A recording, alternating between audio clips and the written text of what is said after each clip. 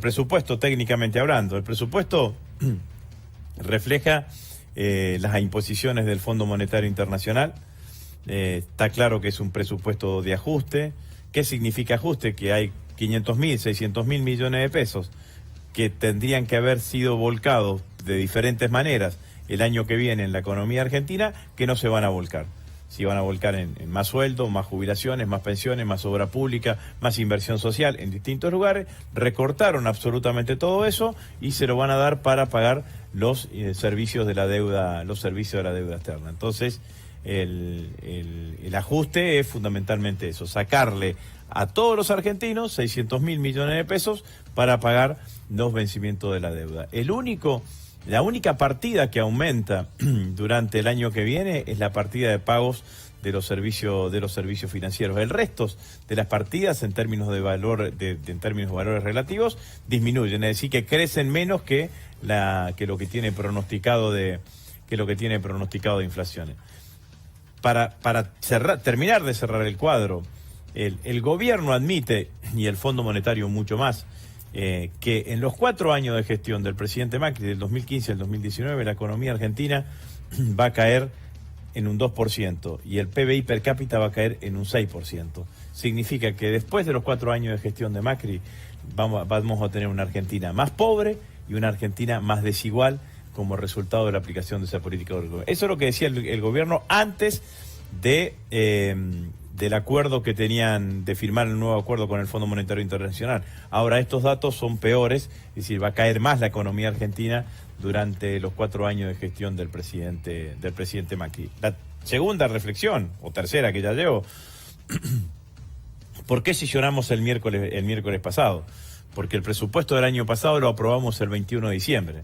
¿Por qué había que aprobarlo ahora en octubre? Bueno, quedó claro que era porque necesitaban la media sanción del presupuesto antes de la reunión del Buró del Fondo Monetario Internacional en Washington, que le terminó acordando el memorándum de entendimiento, que recién ahora conocimos, pero que en el momento del debate del presupuesto en el Congreso, ningún diputado, ni nosotros, los opositores, ni los oficialistas sabían a qué se había comprometido el gobierno nacional, y nos dimos cuenta claramente que ahora se comprometieron a una reforma previsional mucho más dura de la que votaron en diciembre del año pasado. Y de hecho me contaban también diputados que estaban en la comisión de presupuesto tratándolo, que en el momento en el que estaban tratando, debatiendo, discutiendo, llegaban los mensajes que se armaba una sesión especial para aprobar el presupuesto al otro día. Claro, porque la realidad es que convirtieron al Congreso en una escribanía del Fondo Monetario Internacional.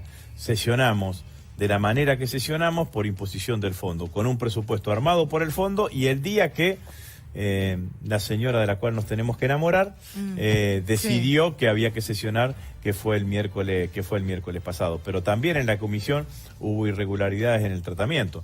Nosotros quisimos, por ejemplo, que el presidente del Banco Central, que no era presidente cuando enviaron el presupuesto, pero que después asumió como presidente, estuviese en la comisión de presupuesto para responder las preguntas de los diputados, y claramente nos dijeron que no lo trajeron. El presidente del Banco Central le dio entrevista a todos los medios de comunicación extranjeros y al Congreso de la Nación. ¿Pero por qué no? Porque seguramente no quería explicar la política que lleva adelante el banco, que le impuso, la política monetaria que le impuso el Fondo Monetario Internacional al Banco Central. Me parece que ahí están claramente las explicaciones, ¿no? Pero deberían hacerlo, o sea, deberían presentarse frente a los diputados, porque de hecho siempre han llevado más ministros de lo que llevaron esta vez. Esta vez solamente llevaron 2 ministros, el ministro de Economía y el ministro del Interior, pero no llevaron la totalidad de los ministros. Por ejemplo, el ministro de Transporte no fue, el presidente del Banco Central no fue a la reunión de la Comisión de Presupuestos. Estaba claro que querían hacer una agenda corta en la reunión de la Comisión para tratar de llegar el día miércoles a la sesión y claramente tener esa media sanción para ofrendarle de alguna manera al Fondo Monetario Internacional o a la señora presidenta del fondo, a la señora Christine Lagarde, para que el fondo termine aprobando el memorándum de entendimiento. Se viene una reforma laboral que usted cree que se va a llevar adelante, que se va a llevar a cabo, que la van a poder debatir. Estos son las cosas que ha acordado el gobierno con el Fondo Monetario Internacional, un intento de reforma laboral y sobre todas las cosas un intento de reforma previsional, en donde seguramente van a modificar aún más este índice, porque el índice de movilidad jubilatoria van a terminar con los regímenes, intentan querer terminar con los regímenes especiales de jubilación, y seguramente también van a tratar de terminar en esta idea de los regímenes especiales con las cajas de jubilación provinciales. Esto es lo que viene. Ya hace bastante que el Fondo Monetario Internacional y el Banco Mundial vienen insistiendo de que tiene que haber un solo tipo de jubilado, digamos. Sí. No puede haber jubilados por sector o jubilados por ramas o por actividad.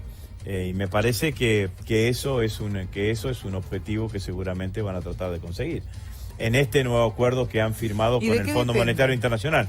Ahora, lo que sí quiero decir es que cuando vos le sacás esa cantidad de recursos que se iban a volcar a la actividad económica, el ajuste significa se traslada en modo de recesión económica al conjunto de la sociedad. Y recesión económica va a significar más quiebra de empresas, más cierre de comercios, aumento de la desocupación, pérdida del poder adquisitivo del salario y demás. Ya el Fondo Monetario está hablando de que el año que viene vamos a tener una desocupación de 2 dígitos. Pero me parece claramente que este es el mayor, lo que más vamos a sentir en nuestra vida diaria y en nuestra vida cotidiana es una brutal recesión económica durante el año que viene, que es lo que expresa este acuerdo con el Fondo Monetario Internacional, que de alguna manera está implícitamente dentro del presupuesto general de la Nación. El futuro que nos depara para este año, porque, a ver, el gobierno, una de las cosas que dice Pinedo, un colega suyo, dijo, bueno, nosotros tenemos que destacar 2 cosas buenas que ha hecho este gobierno. En primer lugar, terminar con el Estado mafioso y en segundo lugar, lograr la estabilidad económica en el país. No sé dónde está viviendo Pinedo. A mí me da la sensación que muchas veces se habla como de 2 países diferentes, pero hay uno que no tiene estabilidad económica para nada. Bueno, está claro que no hay estabilidad. Nosotros empezamos el año con una idea de que la inflación iba a estar del 15% y vamos a terminar con una inflación del 50%. Lo que pasa es que han tenido un mes de octubre en donde más o menos han estabilizado el tipo de cambio y eso los lleva, como los ha llevado en otras oportunidades, a tratar de trasladarlo al conjunto de la vida económica. La verdad que vuelvo a decir, los 4 años de presidencia de Macri nos va a dejar una Argentina más empobrecida, una Argentina más desigual y además nos va a generar una Argentina casi con una deuda del 100% del PBI.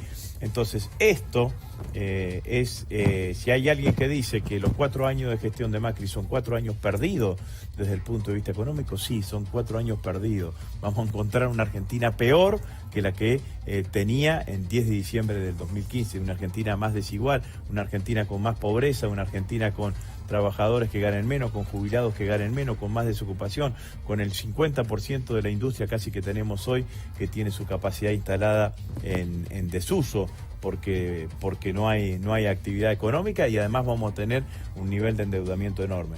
El FMI le ha dado al gobierno argentino el préstamo más alto de su historia. Leía hoy que creo que llega casi el monto total de préstamos del FMI para la Argentina. El monto argentino representa el 30% del monto total de los préstamos que ha dado el Fondo Monetario Internacional al resto de los países del mundo. Ahora el próximo presidente se va a encontrar no con una papa caliente o una Argentina prendida a fuego, como sí se había utilizado esta metáfora antes. O sea, directamente cómo va a ser para poder levantar el país. Porque ¿cuántos años le va a costar? La deuda infinita. O sea, creo que ni mis nietos ni mis bisnietos van a poder ver que se pagó la deuda. Lo que creo que hay que transmitir también es que hay otro camino, porque lo más perverso de todo esto, lo más perverso que hace el gobierno es tratar de transmitir de que en realidad es la culpa de los argentinos, de que durante los 12 años anteriores vivimos por encima de nuestras posibilidades y que ahora la política que está llevando adelante ahora la política que está llevando adelante el gobierno es el único camino. Entonces lo único que te ofrece es que hay que inmolarse en el altar de la deuda y del ajuste. Y la verdad que eso es mentira, que se puede construir y se puede llevar adelante experiencias económicas de otra manera, que tienen que fundamentalmente tener políticas económicas orientadas hacia el crecimiento económico. Ninguno de los problemas que tiene hoy la Argentina se van a resolver si la Argentina no toma un sendero de crecimiento económico. Y con la enorme recesión que vamos a tener el 10 de diciembre del 2019, la única forma de empezar a crecer económicamente es con un fuerte shock de crecimiento y un impulso fundamentalmente dedicado al consumo.